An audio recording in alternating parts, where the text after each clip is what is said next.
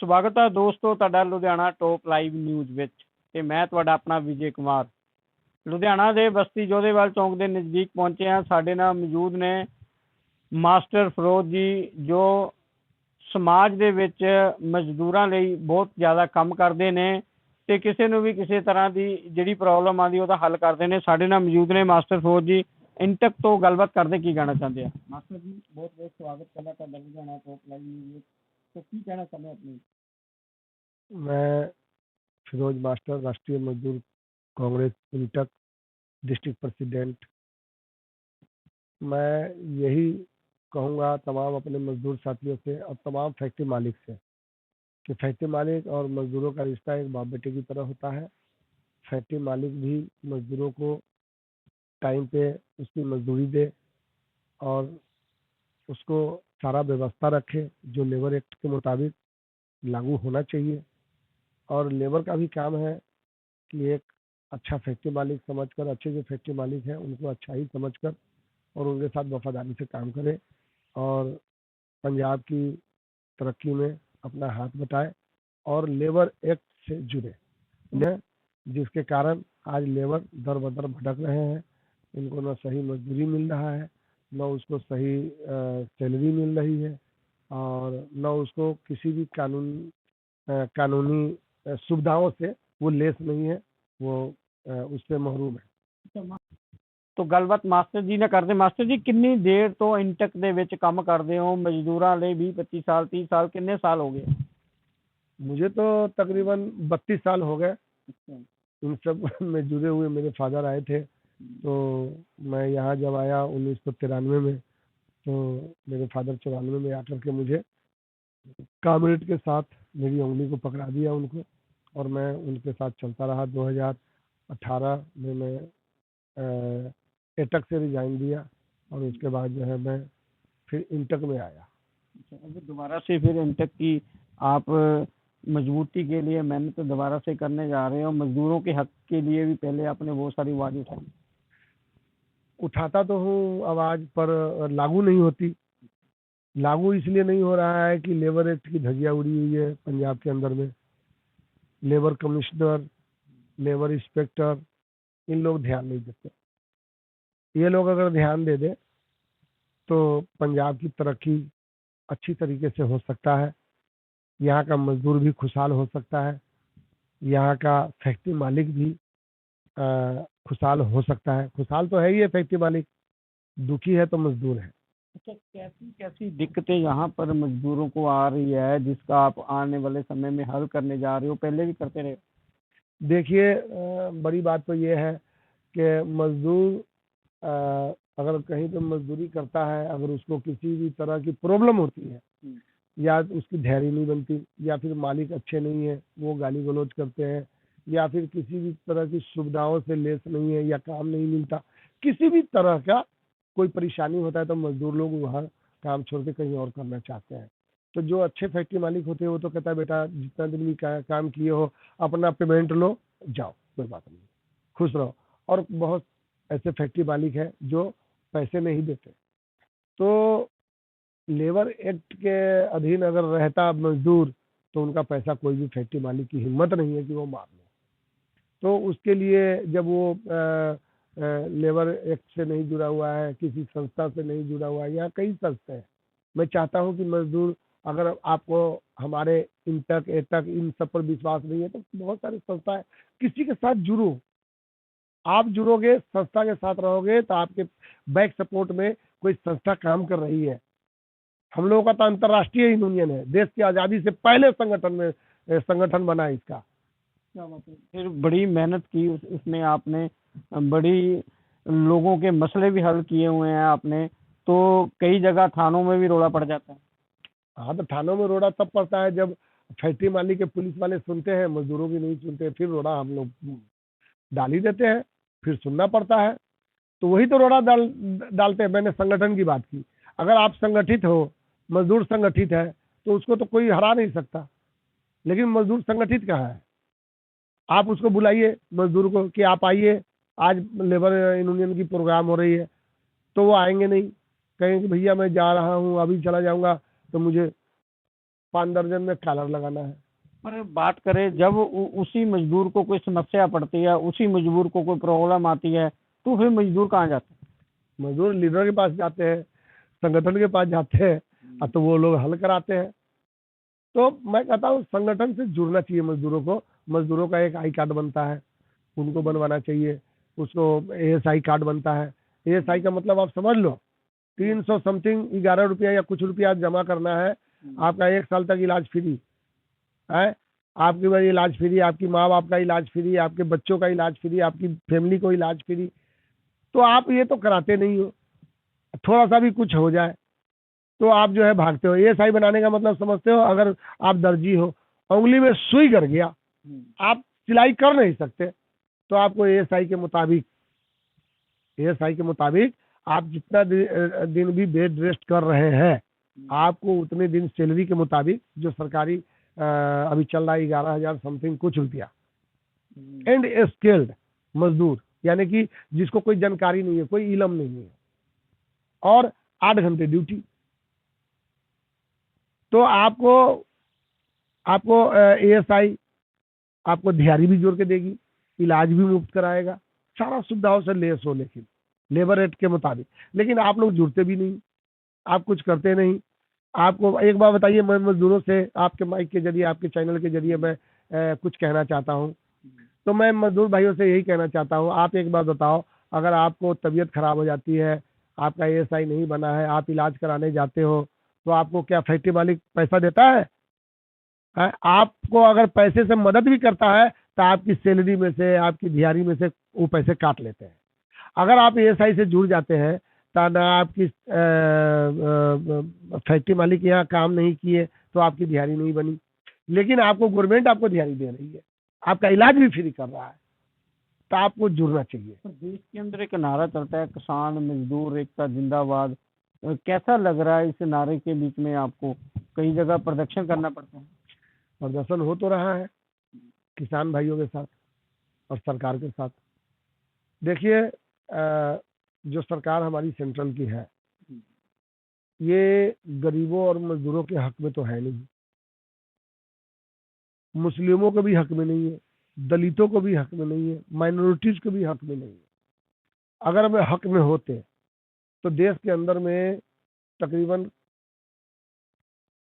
सैकड़ों के हिसाब से मोब लिंचिंग के जरिए मारा गया लोग। मुसलमान का नाम पूछ के मारा गया, दाढ़ी उखाड़ा गया, जय श्री राम बोलो।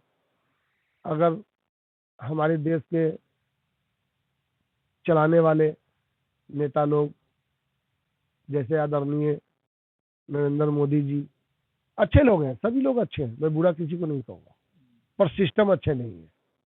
सिस्टम अच्छा रखिए ना। 150 करोड़ देशवासी देख तो रहा है। आज शंकराचार्य जी गौ हत्या के मामले में बोल रहे थे, देश में जो भ्रष्ट हो रहा है, भ्रष्टाचार जो हो रहा है, उसके खिलाफ बोल रहे थे। तो आज जो है देखिए, कुंभ मेले का जो है स्नान, संगम स्नान से उसको रोका गया। किसी तरह के हम लोग तो सोशल मीडिया पे देखते हैं ना, वहाँ सच्चाई आता है। जितने भी मीडिया है, आप भी मीडिया है, बुरा मत मानिएगा, आप तो सोशल मीडिया है, सोशल मीडिया ही सब कुछ दिखा रहा है।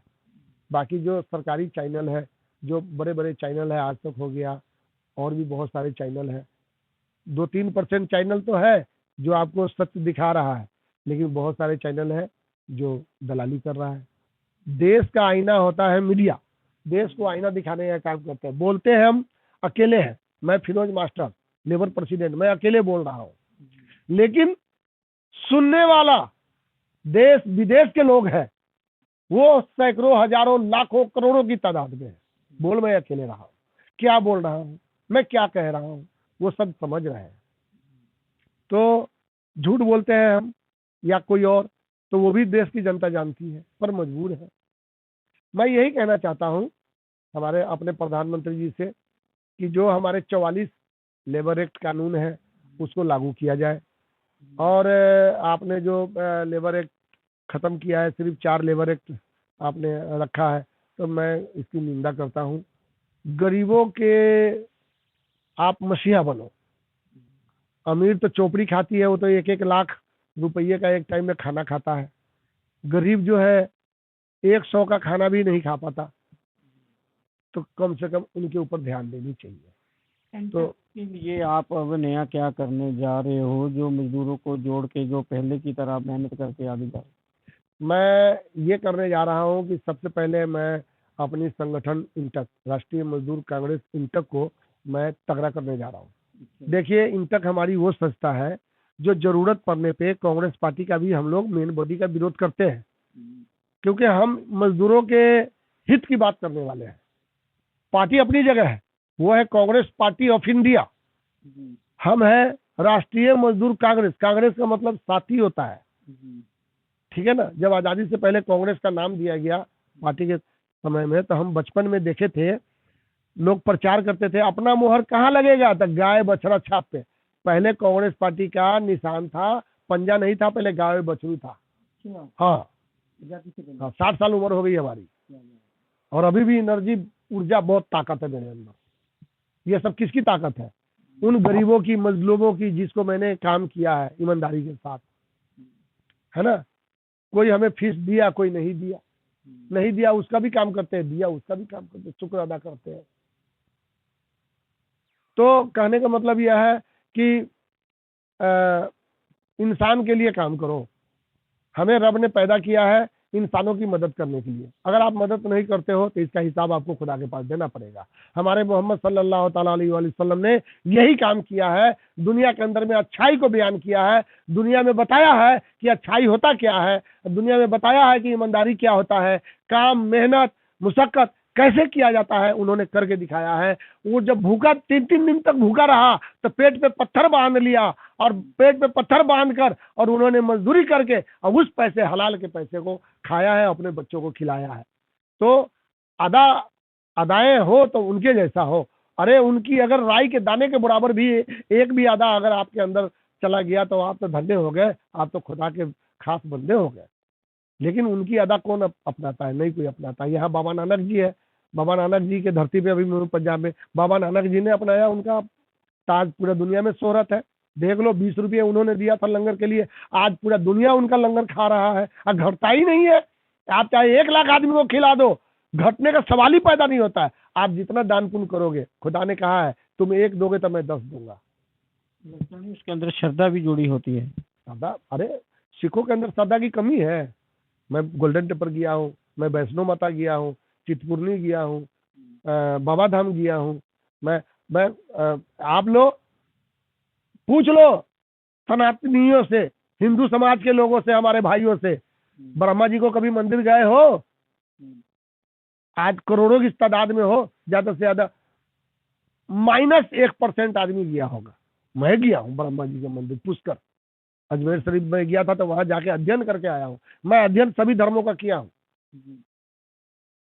सारे जहां से अच्छा हिंदुस्तान हमारा, हम बुलबुले हैं इसके, ये गुलिस्तान हमारा। जिस तरीके से हिंदुस्तान, जिस तरीके से मैं एक खुदा को मानता हूँ, वही रब है, वही कायनात है, वही मालिक है, वही ईश्वर है, उन्हीं की आराधना करता हूँ, उन्हीं की पूजा करता हूँ, उन्हीं की इबादत करता हूँ, उन्हीं की सजदा करता हूँ। तो उसी तरीके से मेरा भारत एक है, इन पर मेरी जान निछावर है। मैं अपनी जान को अपने भारत के लिए, जब दिल करे, कोई सच्चा भारतीय हो, सच्चा देशभक्त लोग मांगेगा तो मैं उसी वक्त दे दूंगा। जाने का मतलब दुनिया में चाहते हुए ऐसा काम करके जाएं, जाने के बाद भी दुनिया याद करे। कर्म से इंसान पहचाना जाता है। गांधी जी ने जो कर्म किया, आज उसको बापू के खिताब मिला, और पूरे देश के बापू। आज कितनी कंट्री बापू के स्टैचू लगा करके रखा है, कितनी कंट्री में है। बाबा साहब भीमराव अम्बेडकर जी ने, डॉक्टर भीमराव अम्बेडकर जी ने, जिनको पानी नहीं पीने दिया जाता था, जिनको स्कूल के बाहर बिठाया जाता था, ये ललटेन जलाकर, बत्ती डिबी जला करके, और इन्होंने पढ़ाई की। आज इनका जो संविधान लिखा हुआ जो हमारे भारत में लागू है, ये सभी को जोड़ता है, सभी समाज को जोड़ता है, हिंदू, मुस्लिम, सिख, ईसाई, है ना, ये सभी को जोड़ता है। जितने धर्म के लोग हैं सभी को जोड़ता है। और जोड़ने के बाद आज उसकी संविधान का नकल दुनिया के कई देश किया है। इसका इतिहास है, मैं दे दूंगा आपको। तो बाबा साहब ने मजदूरों के हक के लिए क्या करते हैं? बहुत कुछ किया है। ये जो हमारा इन तक का जो सब कुछ बना है, इसमें कई बार संशोधन भी हुआ है। 60-62 में भी हुआ, 52-53 में भी हुआ, मतलब संशोधन भी हुआ है। लेकिन बाबा साहब की संविधान के अंतर्गत इंटक का सारा सिस्टम बना गया है। अब मजदूरों को जीने का हक किसने दिया? बाबा साहब ने दिया।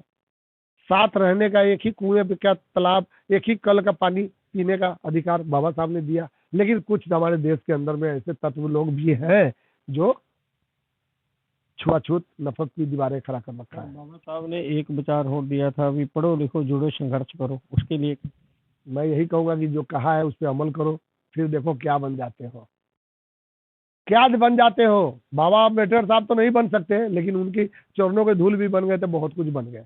दूसरी बात यह मैं कहना चाहूंगा कि सारे जहां से अच्छा हिंदुस्तान हमारा, हम बुलबुले हैं इसके, ये गुलिस्तान हमारा, हम उस गुलिस्तान के फूल हैं जहाँ हिंदू मुस्लिम सिख ईसाई सभी एक गुलदस्ते की तरह खिलता है। इस पे एक शेर सुनाता हूँ, क्या हिंदू क्या मुस्लिम क्या सिख क्या ईसाई है, जब लहू है हम सबका एक, फिर दूरी क्यों बनाई है, और गर्व से कहो ये बंदे हम सब भाई भाई हैं, और भारत मेरी माई है।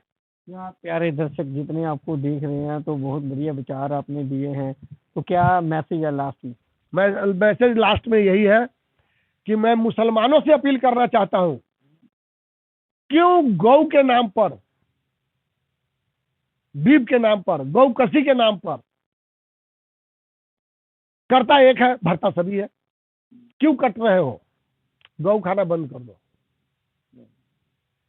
बीफ खाना बंद कर दो। जो हमारा देश का नेता कहता है वही करो, जो अच्छे नेता कहते हैं।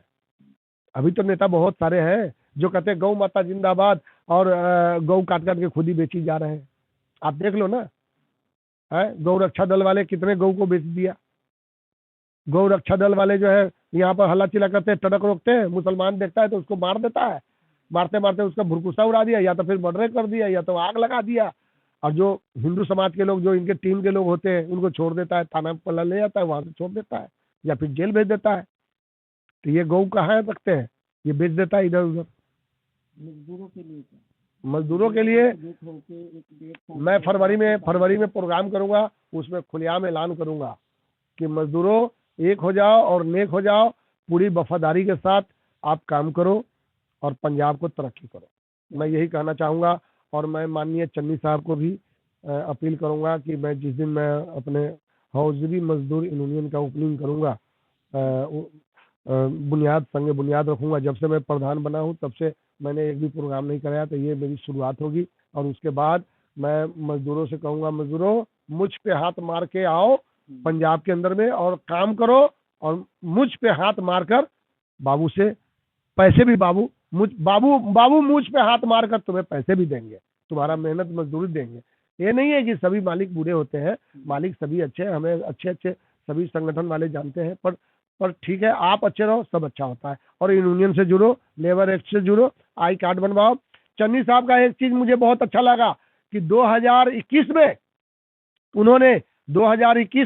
उन्होंने सभी मजदूरों, बहुत सारे मजदूरों के खाते में पूरे साल के अंदर में 10-10 हजार समथिंग कुछ रुपया डालने का काम किया। आज तक इतिहास है कि पंजाब के किसी भी लीडर ने, या दिल्ली के, या यूपी के, या बिहार के किसी भी लीडर ने, कहीं हिंदुस्तान के किसी भी लीडर ने मजदूरों को खाते में बिना कोई मतलब देश की सरकार भी बनेगी। और 2027 में बिल्कुल बनेगी। कांग्रेस पार्टी की सरकार आ रही है, चन्नी साहब के नेतृत्व में आएगी। सीएम चेहरा किसको? चन्नी साहब को। मैं उन्हीं की तो बात कर रहा हूँ। चन्नी साहब बेस्ट मुख्यमंत्री, और उनकी अगुवाई में ही सरकार आएगी। उनकी अगुवाई नहीं हुई तो ये सरकार आने का नहीं है। फ्लॉप। पिछले कार्य में 90 दिन का टाइम मिला था चन्नी साहब को, कैसा लगा? उस 90 दिन के अंदर में तो वो सारा हिला के रख दिया, एकदम पूरे चीज़ों को, सिस्टमों को हिला दिया। तो मैं यही चाहूँगा कि बस बढ़िया है, बेहतरीन है, सब कुछ अच्छा है, मेरा देश खुशहाल रहे, विदेशों की, दूसरे मुल्कों की बद नज़र से हमारा भारत बचा रहे। और मैं अपने भारत का हूँ, भारतवासी हूँ, और भारत के लिए जान भी हाजिर है। जय हिंद, जय भारत, अस्सलाम वालेकुम। क्या बात है दोस्तों, बात करके हटे हैं मास्टर फौजी से, जो इंटेक में बड़े लंबे समय से काम कर रहे हैं, पर इस बार दोबारा से फिर अपना संगठन बना के इंटेक को कामयाब करने के लिए दोबारा से मेहनत करने जा रहे हैं। ऐसी ही तस्वीरें देखते रहे, आप जुड़े रहे। लुधियाना टॉप लाइव न्यूज से कैमरामैन के साथ विजय कुमार की खास रिपोर्ट।